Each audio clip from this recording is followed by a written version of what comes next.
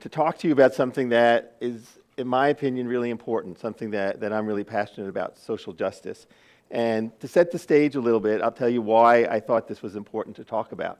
So working at a university, Ah, a university. Oh, you don't say. at times people will turn to me and say, well, Charlie, what's your passion? What do you work on? What's your research interest? And I'll look at them and pause for a minute, and then I'll say, well, I'm interested in social justice. You know, I swear, if I was a blind person right now, I would swear on everything I love I was listening to Woody Allen. I swear. I mean, I know it's a little off topic, but you just close your eyes and listen to him. I mean, what do you think? I'd say the most important thing that happened over the last year was that I got married for the second time. I had, well, my wife and I did not communicate with one another. Was the problem. She had a limited vocabulary. Is really what it was. She burnt her hand on the radiator and she couldn't think of the word ouch. I care about racism and homophobia, and I care about gender and masculinities, and I care about poverty and income inequalities. And I get a lot of different reactions. Some people look at me and say, haven't we done that already? Isn't that what the 1960s and 70s were about? Isn't that over?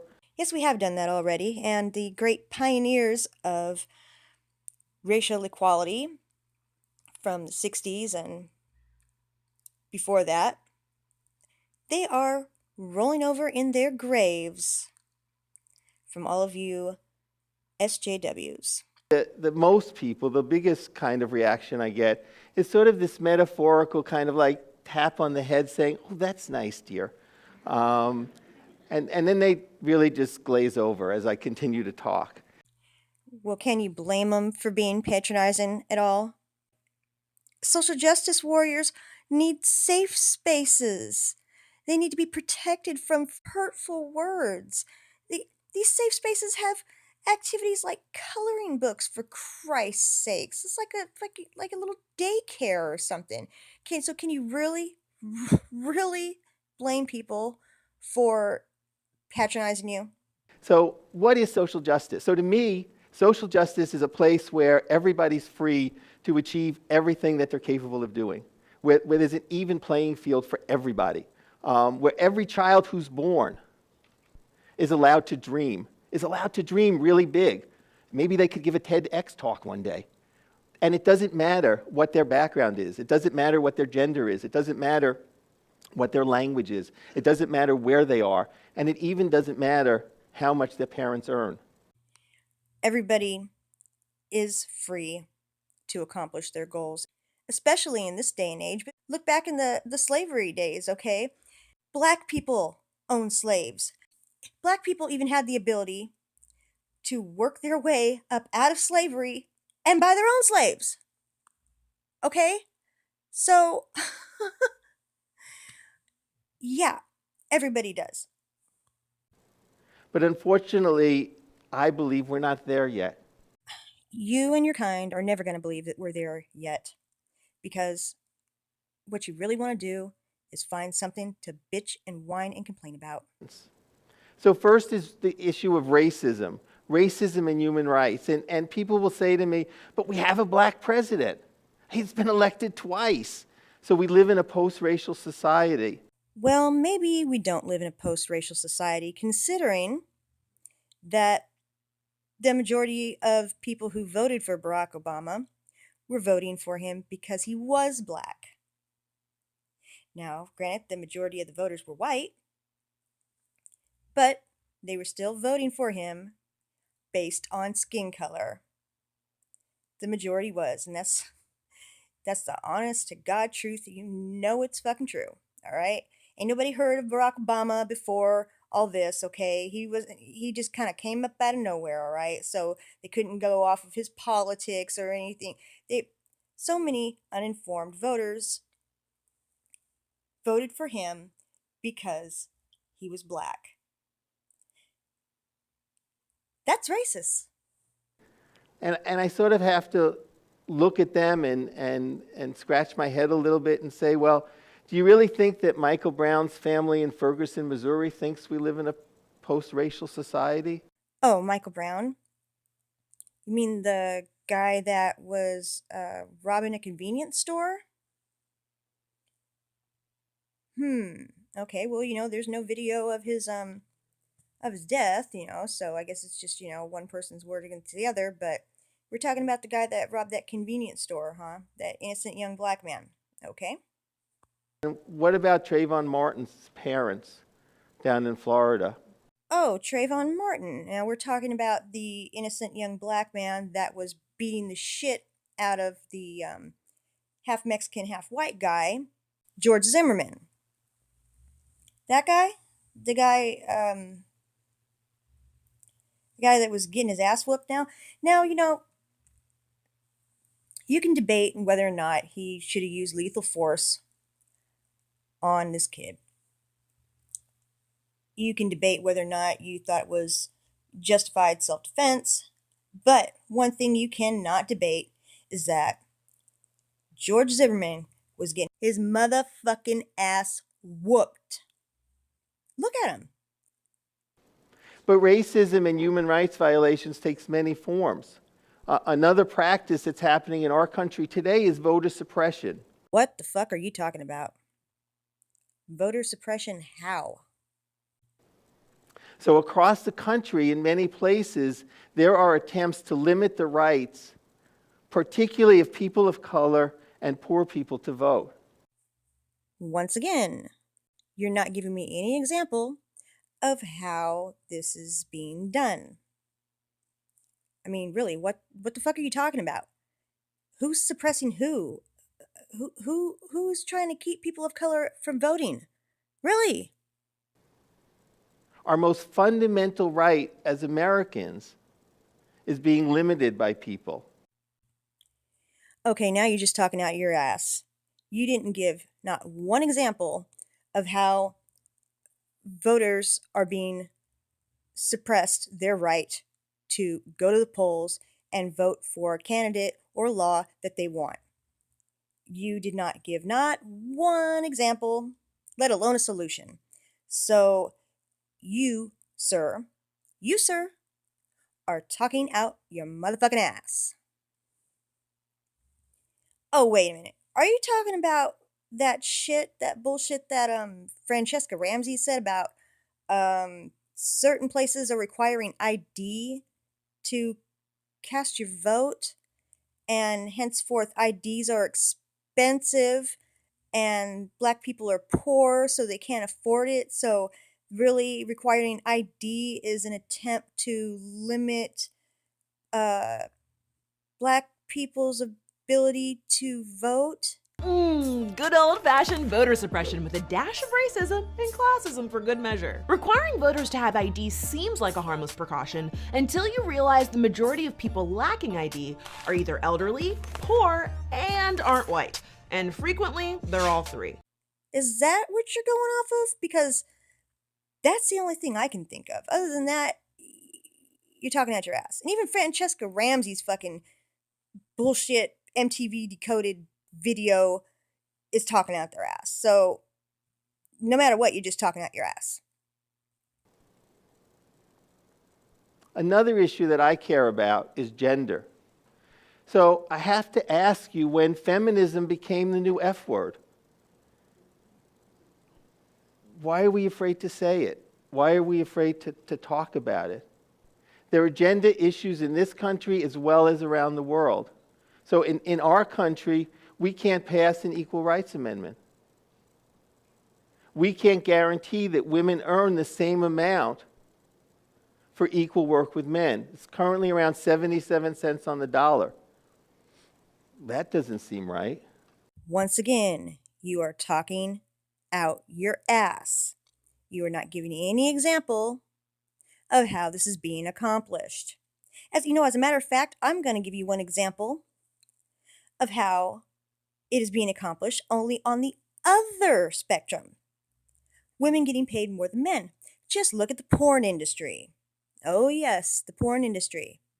Women get paid a lot more for the same stuff than men do. All right? So there's one example right there. But You want to give me any other examples? No, you don't want to because you don't have any. Talking out your ass. Globally, it's also a problem. So why do women have more of a chance to be illiterate around the world than men do? In part, it's because there are cultures in which girls aren't even allowed to attend school. Could you imagine if half your people, half the future, isn't allowed to attend school? You're right, and that's very good. Go the fuck over there and go help those women fight for their rights over there because those are the women who need it. Those are the women who are being oppressed. Women in the Middle East, women in Africa. Go over there and fight for their rights. I am all for that. 110%, all right? But to act like in the Western world, it's just a waste of time. Not only is it a waste, no, excuse me. Not only is it a waste of time, but it's counterproductive. All it is doing is pitting men against women, blacks against whites, whites against blacks, women against men. It's keeping a gender and racial divide. That's all you're doing here. And women around the world also are still subjected, against their will, to female genital mutilation. It goes on every day. You know, that is a valid point. But you know who else is subjected against their will to genital mutilation every day in this country? Baby boys. There's absolutely no medical reason whatsoever for doctors to perform circumcision on newborn baby boys with no anesthetic. That happens every day across this country, and nobody's standing up for them. I mean, I guess I can understand if it's a religious thing, like Jewish people do. Obviously, you're Jewish, so you don't have a problem with it. But what about people who aren't Jewish? There's absolutely no reason to mutilate those newborn baby boys' genitals without any anesthetic at all. None. So, think about that. And when you talk about violence of any kind, you can't help but talk about guns. So think about the debate that's going on in this country about gun control and protection. Oh, wait a minute, there really isn't a debate. What the fuck are you talking about? Of course there's a debate. Oh my god. Oh my god. Every time there's a shooting at a school, every time there's any kind of mass shooting that goes on, and mass shootings do not happen all that often. You have a much higher chance of dying from cancer or getting hit by a car than you do getting, killed in a mass shooting. But anytime that happens, there's always a debate. Oh, we need to control the guns. We need more gun control. We need to take away all the guns. Please. To try to say that there isn't a debate? Oh my God, you are just so full of it. We said there was going to be a debate. We said there'd be a debate after Virginia Tech. We said there'd be a debate after Congressman Gabby Giffords was shot. We said there'd be a debate after the shooting in the movie theater in Aurora, Colorado. And absolutely, we knew there would be change after the shooting at an elementary school. If teachers were allowed to carry guns at elementary schools, I'm sure we'd have a lot less crazy gunmen going there to shoot people. These guys look for soft targets. That's why you never see mass shootings happen at gun shows. That's why you never see mass shootings happen at Police stations. That's why you never see them happening anywhere where the perpetrator knows that people are going to be armed. You see signs all around schools that say gun-free zone. That's just advertising. Okay, fish in a barrel. Come on, After we saw the children and their teachers trying to protect them massacred at Sandy Hook, I've never seen, I never saw any bodies or anything like that, or any evidence to say that anyone was ever shot at Sandy Hook. Just saying. I know. I'm a tinfoil hat wearing conspiracy nut now, but all I'm saying is this Sandy Hook thing is very suspect. So just look into it. And I'm just going to leave it at that. but did you know that every 3 days, 3 days in this country, more teens and children die from gun violence than died at Sandy Hook? If you have a gun in your home, it's 3 times more likely that a homicide will take place in your home.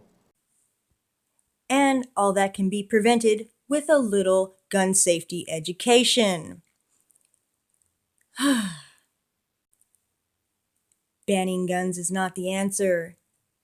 Education is. Gun safety education, people. That's the answer. Not a ban on guns.